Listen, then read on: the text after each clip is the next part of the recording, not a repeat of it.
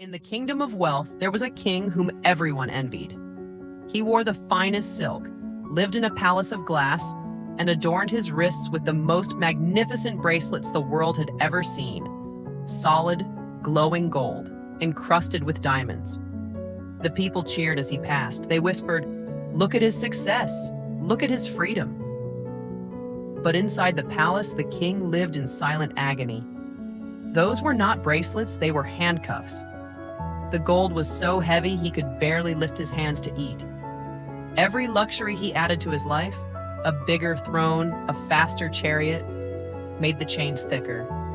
He wanted to leave the palace, to walk in the forest like a free man. But he couldn't. The chains were locked to the walls of his own debt. He was a prisoner of his own grandeur. To the world, he was a king. To himself, he was a slave in a golden cage, terrified that if he stopped working for a single day, the palace would crumble and the gold would crush him. This is the reality for millions of high earners in America today. We call it the Golden Handcuffs. You get a raise, so you buy a bigger house.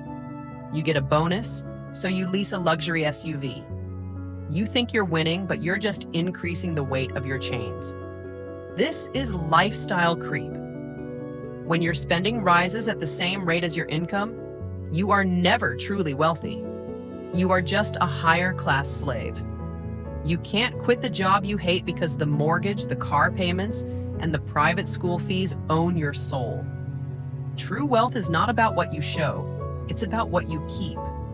It's the gap between your income and your ego. Stop polishing your handcuffs, break them, live below your means, buy back your time, and choose freedom over status. Don't be the king who died in a golden cage.